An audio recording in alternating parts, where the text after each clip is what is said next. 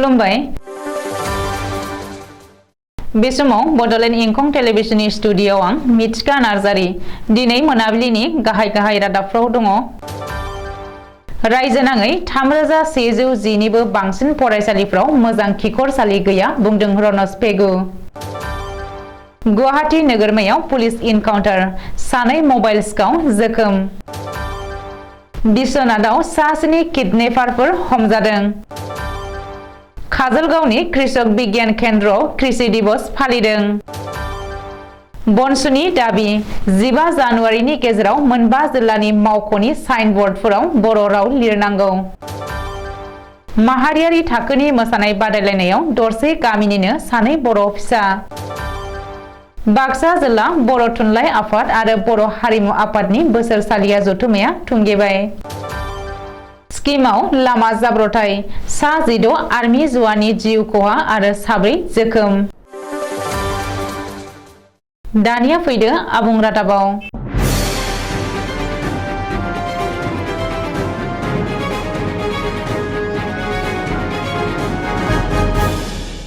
सोलोंथाइ मन्त्री डक्टर रनज पेगुआ दिनै बिधान सभायाव रायजोनि सोलोंथाइ बिफाननि सायाव खेंफोरथि होदों। कंग्रेस एमएलए आरो हेंथा दोलोनि दैदेनगिरि देबब्रत सैकियानि सोंथिनि फिननाय होनानै सोलोंथाइ मन्थ्रिया बे खेंफोरथिखौ होदों। सोलोंथाइ मन्थ्रि डक्टर पेगुआ बिधान सभानि सदनाव फोरमायथिनाय बायदिब्ला रायजोनाङै गं 3110 निबो बांसिन फरायसालिफोराव फरायसालिफोरनि थाखाय मोजां खिखरसालि खाबु गैया। बेनिनो गं 2747 फरायसालिफोरा प्राइमारि थाखोनि एबा गुदि फरायसालि आरो 370 फरायसालिफोरा सेकेन्डारि लेभेलनि फरायसालिफोर।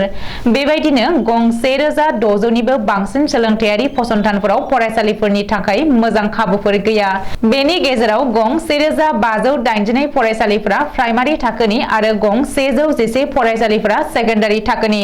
बेनि अनगायैबो रायजोनाङै गं 1124 फरायसालिफोराव लोंग्रा दैनि खाबु गैया। बेनिनो गं 1066 आ गुदि फरायसालिफोर आरो गं 58 फरायसालिफ्रा सेकेन्डारि थाखोनि। मख'नो गोनांदि रायजोनाङै गं 1110 फरायसालिफोराव मोब्लिब फोनांजाबनाय गैया। बेनिनो गं 1097 आ गुदि फरायसालि आरो गं 10 आ सेकेन्डारि फरायसालि आरो बैफोर फरायसालियाव फैगौ बोसोरनि जानुवारि दाननिफ्राय मोब्लिब फोनांजाबनाय खामानिया जागायगोन होननानै सोलोंथाइ मन्थ्रिया बुंथिदों। गुबुन फारसे रायजोनाङै गं 2979 फरायसालिफोराव सासेल' फोरोंगिरि, गं 15161 फरायसालिफ्रा सानैल' फोरोंगिरि आरो गं 8207 फरायसालिफ्रा साथाम फोरोंगिरिजों सोलिगासिनो दङ। बेनि अनगायैबो गं 4800 फरायसालिफोरनि थाखो खथायाव जेबो होथेनाय गैया आरो मोनसेल' खथायावनो गासैबो थाखोनि फरायसाफोरखौ फरा फोरोङो होननानैबो सोलोंथाइ मन्थ्रि डक्टर रनज पेगुआ दिनै सदनाव फोरमायदों। गुवाहाटी नोगोरमायाव पुलिस इनकाउन्टार सानै सिखावखौ इनकाउन्टार खालामदों गीतानगर पुलिसआ। नोगोरमानि बामुनि मैदाम साखाथियाव जादों बे गुलि गावनाय जाथाया। मिथिनो हानाय बायदिब्ला गीतानगर पुलिसआ सानै मबाइल सिखावखौ थांखिनानै गुलि गावदों। बे गावनायाव सानै सिखावा आथिङाव गुलि नांजानानै गोब्राब जोखोम जायो। जोखोम जानाय सानै सिखावखौ गौरव पाल आरो मुकेश कुमार होननानै सिनायथिनो हादों। रिपर्ट बायदिब्ला मबाइल खावनायनि दायाव हमजानाय गौरव पाल आरो मुकेश पाल मोना थांनाय हरनि 2:30 रिंगायाव पुलिस जिम्मानिफ्राय खारखुमानो नाजादोंमोन। नाथाय बे समावनो पुलिसआ गुलि गावना सानैखौबो जोखोम खालामो। पुलिसनि गुलियाव जोखोम जानाय सानैबो सिखावखौ उननि समाव फाहामथायनि थाखाय गुवाहाटी मेडिकेल कलेज आरो देहा फाहामसालियाव थिसननाय जायो। बबेखानि मुकेश कुमारनि आगि आथिङाव आरो गौरव पालनि आगदा आथिङाव गुलि नांनानै जोखोम जादों। अब्लाबो बे समाव जेबो गिनांगौ गैया। गुलि नांनानै गौरव पालनि आथिंनि मोनसे फिसा हाराया बायदों आरो मोखाङावबो एसे जोखोम जादों होननानै जीएमसीएचनि सुपारिनटेन्डेन्ट अभिजित शर्माया बुंदों।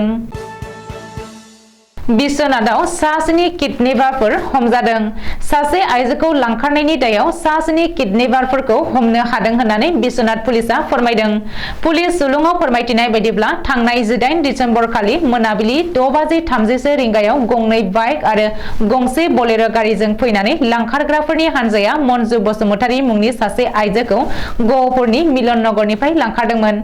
मन्जु बसुमतारी मुंनि आइजोखौ लांखारनायनि बागै खौरां मोननाय लोगो लोगो ओनसोलाव सांग्रां सांग्रांथि होयो आरो संदानो। बे लांखारनाय जाथायनि सायाव पुलिसा संदाननानै सानै आइजोजों लोगोसे सासेनि लांखारग्राफोरखौ हमनो हाबाय। बबेखानि सुबुं लांखारग्राफोरखौ फारियै मन्जु बसुमतारीनि देरसिन फिसाजोनि गोसो थोनाय सेंग्रा रहित बसुमतारी, जिंसा बसुमतारी, बिमल औवारी, जेम्स बसुमतारी, सरसांसा बसुमतारी, प्रकाश नार्जारी, रैरुप औवारी आरो जनाली बसुमतारी होननानै सिनायथिनो हादों। बेनिनो रहित बसुमतारीया दासिमबो खारखोमानानै दं होननानै मिथिनो हादों। अदालगुरि जिल्लायाव गुबुन गुबुन सिग्रोमनायनि गेजेरजों सासेनि लांखारग्राफोरखौ हमनो हादों होननानै गहपुर थानानि असिआ फोरमायदों। चिरां जिल्लानि सदर काजलगावआव दिनै कृषक दिवस फालिदों। सा 50 आबादारिफोरनि बाहागो लानायाव दिनै काजलगावनि कृषि बिगियान केन्द्रआव कृषक दिवस एबा आबादारि सान फालिदों।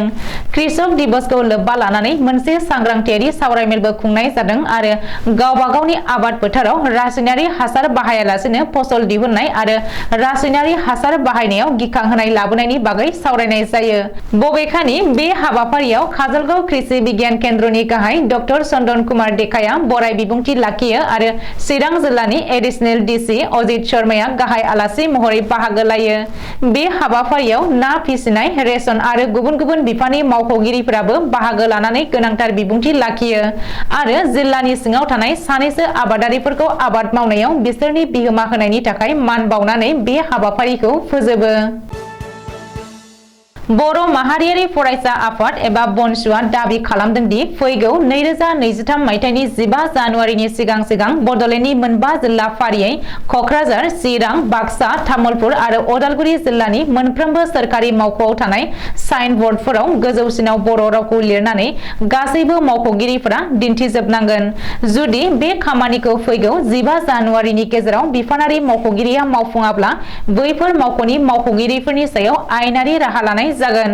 बृहस्पतिबार खालि चिरां जिल्ला आफाद बनसुआ मिरु आफादनि अर्गेनाइजिं नेहाथारि अशोक कुमार ब्रह्मखौ लोगोआव लाफानानै चिरां जिल्लानि सदर काजलगावआव थानाय गंफ्रोमबो सोरखारि मावख'गिरिनि मावख'आव बर' रावखौ मोनफ्रोमबो मावख'नि साइन बर्डफोराव लिरनानै दिन्थिनो थाखाय लाइजाम गथायनायजों लोगोसे फैगौ 15 जानुवारि 2023 खौ मोनसे जोबथा सम एबा डेडलाइन होदों। मख'नो गोनां दि बिटिआर गोरोबथानि 3 बोसोर बारलांनायनि उनावबो क'क्राझारनि दै जगाय बिफाननि एक्जिकिउटिभ इन्जिनियारनि मावख'आव थानाय साइन बर्डआव बर' रावखौ नेवसिगारनानै इंराजि आरो असमिया रावजोंल' लिरनाया जोबोरैनो दुखुनांथाव आरो लाजिथाव।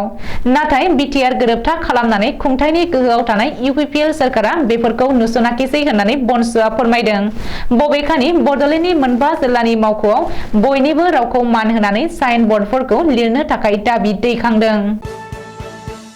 फैगौ 2023 मायथाइनि 10 जानुवारियाव मुम्बाइआव जानो गोनां इन्डिया डान्स पावार मोसानाय बादायलायनाय मेगा राउन्डनि थाखाय सायख'जानो हादों बर' फिसा रितु बर' आरो रंगिना बर'आ।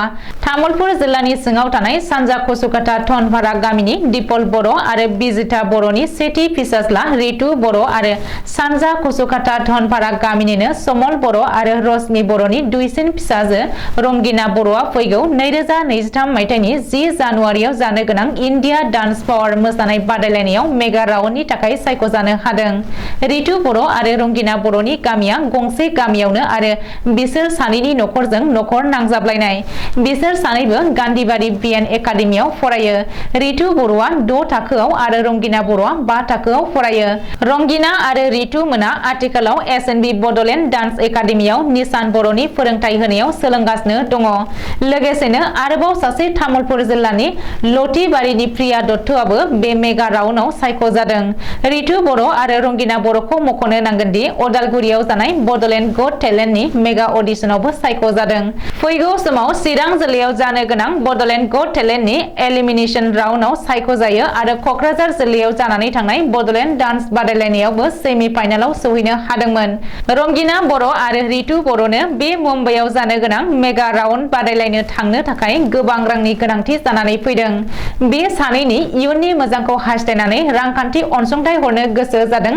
बिथांमोना नैबे एकाउन्ट नाम्बारनि गेजेरजों रांखान्थि अनसुंथाइ दैथायहरनो हागोन होननानै मिथिहोदों।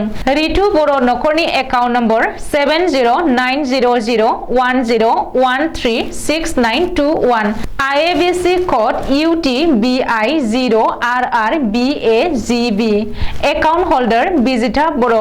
रंगिना बर' नखरनि account number 4079 1913334006 IFSC code SBIN 0015026 account holder Rosmi Boro